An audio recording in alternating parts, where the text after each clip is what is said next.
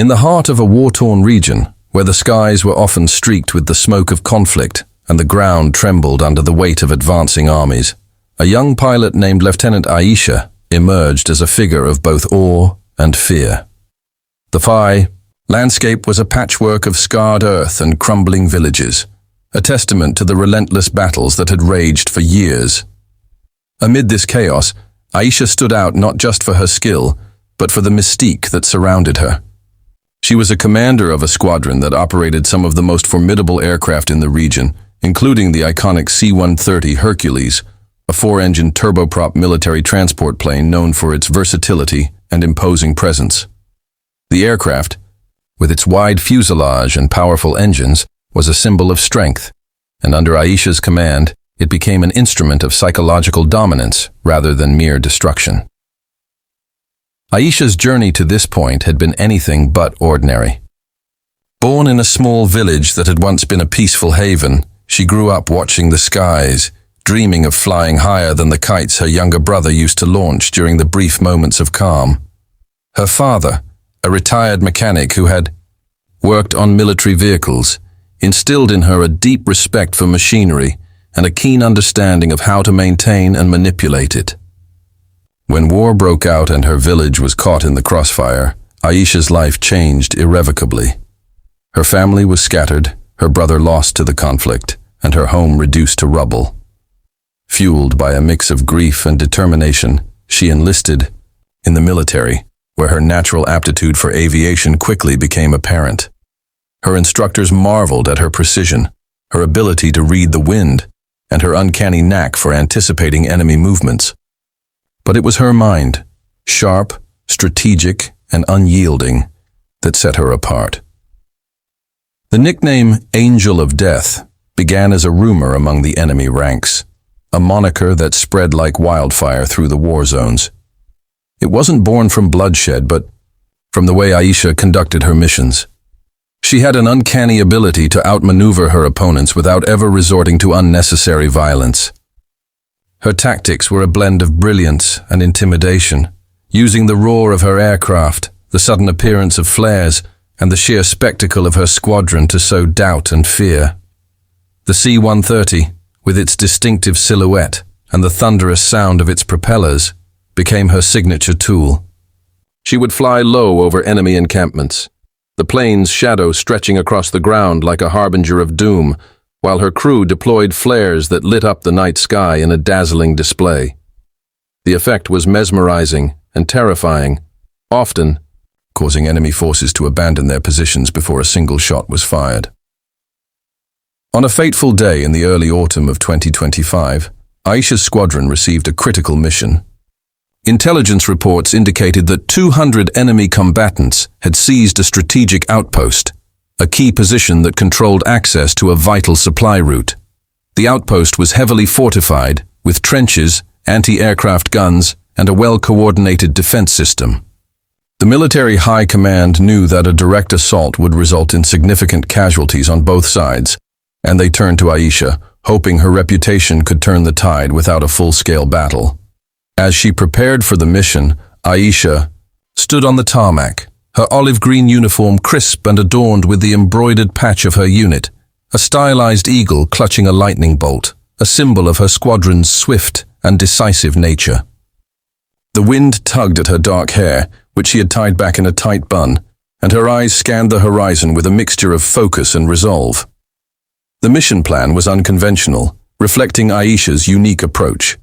Instead of launching a preemptive strike, she decided to rely on a show of force. Her squadron, consisting of 3 C-130s, would approach the outpost in a coordinated formation, flying at a low altitude to maximize their visual impact.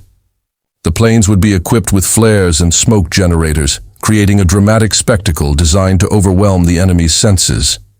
Aisha herself would lead the formation, her aircraft positioned at the forefront, its nose pointed directly at the enemy lines. She briefed her crew with a calm authority, outlining every detail of the operation. "We're not here to fight," she told them. "We're here to make them believe they've already lost." Her words carried a weight that inspired confidence, and her team responded with a quiet determination. As the planes took off, the roar of the engines echoed across the airfield, a sound that seemed to reverberate with the promise of what was to come. The sky was a pale blue, dotted with wisps of clouds, and the sun cast long shadows as the aircraft climbed into position. Aisha sat in the cockpit, her hands steady on the controls, her mind racing through the variables of the mission. She knew the enemy would be watching, their binoculars trained on the horizon, expecting an attack. But Aisha's plan hinged on surprise, not the surprise of violence, but the surprise of restraint. As the squadron approached the outpost, she gave the signal, and the planes dropped to a dangerously low altitude.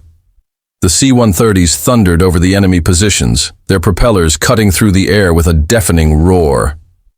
Flares erupted from the wings, painting the sky with streaks of orange and red, while smoke trailed behind, creating a surreal and intimidating display.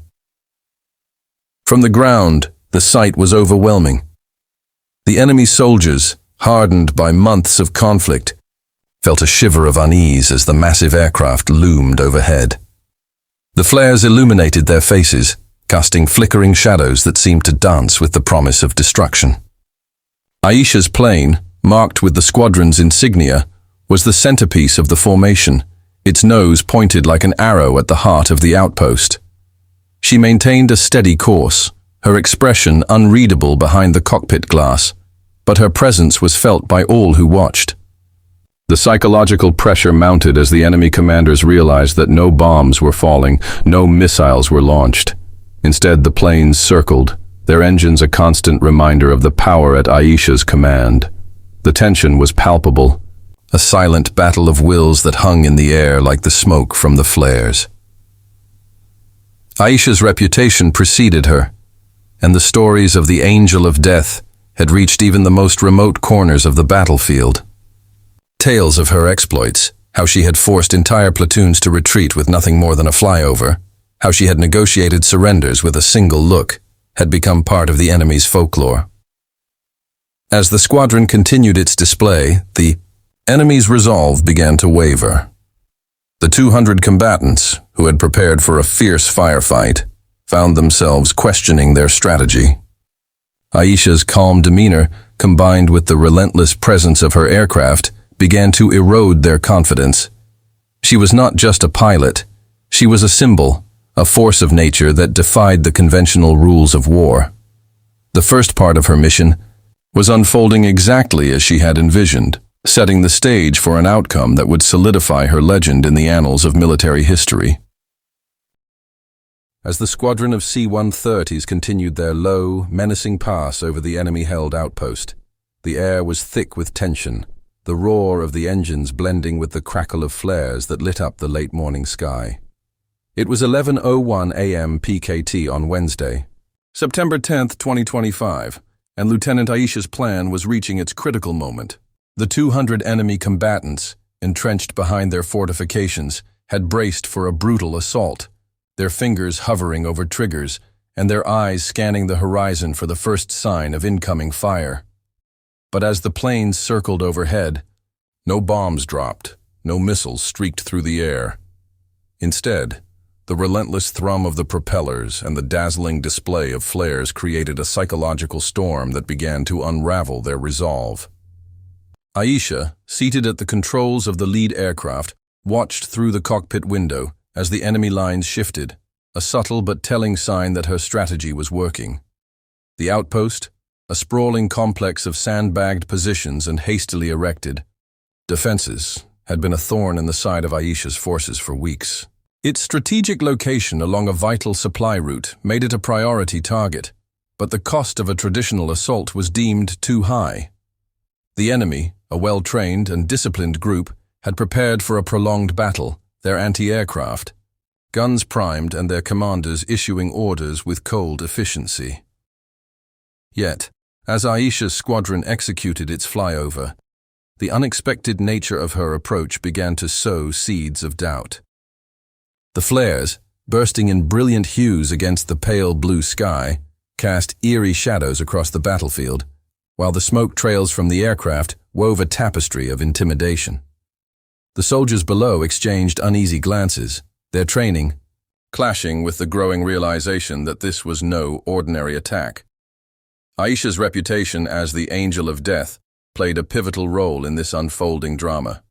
Whispers of her exploits had filtered through the enemy ranks long before this confrontation. Stories circulated of how she had forced entire platoons to abandon their posts with nothing more than a low flyover, her aircraft's presence alone enough to break their spirit. Some spoke of her as a phantom, a figure who struck fear without ever drawing blood, while others attributed supernatural qualities to her, claiming she was guided by forces beyond comprehension. These tales, exaggerated with each retelling, had taken on a life of their own, and now, as her C-130 loomed overhead, they became a weapon more potent than any missile. The enemy commanders, peering through binoculars, recognized the insignia on her plane, the stylized eagle clutching a lightning bolt, and their confidence wavered. Inside the cockpit, Aisha maintained her composure, her hands steady on the controls as she directed her crew with quiet precision.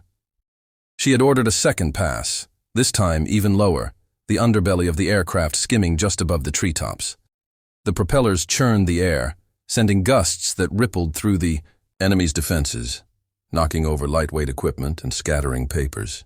The flares were deployed again, their fiery trails arcing across the sky, and the smoke generators kicked in, creating a thick, disorienting haze that enveloped the outpost. From her vantage point, Aisha could see the first signs of surrender. Hands hesitantly raised, weapons lowered, and figures emerging from the trenches with faces etched with confusion and defeat. It was a sight that validated her belief that war could be won not just with force, but with strategy and presence. The turning point came when one of the enemy commanders, a grizzled veteran who had seen countless battles, ordered his men to stand down. His decision was not born of cowardice, but of pragmatism. The psychological pressure had reached a breaking point, and the realization that Aisha's squadron could strike at any moment, yet chose not to, left him with no viable option but to concede. He raised a white flag, a tattered piece of cloth, tied to a rifle, and signaled his troops to follow suit. The sight of 200 soldiers laying down their arms, their once proud defenses now abandoned, was a testament to the power of Aisha's approach. Not a single shot had been fired, not a single life lost, yet the victory was as decisive as any fought with conventional weapons. As the planes pulled back, climbing into the sky to circle at a safer altitude, Aisha allowed herself a moment of reflection. The cockpit was silent save for the hum of the engines, her crew exchanging relieved glances as the reality of their success sank in. Below, the enemy soldiers stood in small groups, their hands raised, awaiting the arrival of ground forces to take them into custody. The outpost, now neutralized without a fight, would soon be reclaimed, its supply route reopened. Aisha's mind turned to the broader implications of this victory. She had proven that courage and intellect could triumph over brute force, a lesson she hoped would resonate beyond this single engagement. The Angel of Death had lived up to her name, not as a bringer of death, but as a harbinger of an end to conflict through sheer will. The aftermath was swift. Ground troops moved in, securing the outpost with minimal resistance, while Aisha's squadron returned to base, their mission complete. The news of the Unfought victory spread quickly, carried by radio transmissions and word of mouth, amplifying Aisha's legend. Her superiors praised her ingenuity, though some questioned the unconventional nature of her tactics. To Aisha, the lack of bloodshed was its own reward, a rare moment of triumph in a war that had taken so much from her. As she stepped out of the cockpit, the warm September sun beating down on the tarmac, she felt a quiet pride. The uniform she wore, with its embroidered patch and the weight of her rank, felt heavier now, a symbol of the responsibility she carried. Back at the enemy camp, the surrendered soldiers spoke in hushed tones about the woman who had defeated them without firing a shot. They described the overwhelming presence of her aircraft, the hypnotic dance of the flares, and the unshakable calm in her approach. For Aisha, This victory was not just a military success, but a personal vindication. It was a reminder of her brother, lost to the war, and the promise she had made to use her skills to end suffering rather than perpetuate it. As she walked toward the debriefing room, the sound of her boots on the concrete echoed with the rhythm of a new chapter in her story, one where the angel of death would be remembered not for the lives she took, but for the lives she spared. Through the power of her mind and the might of her resolve,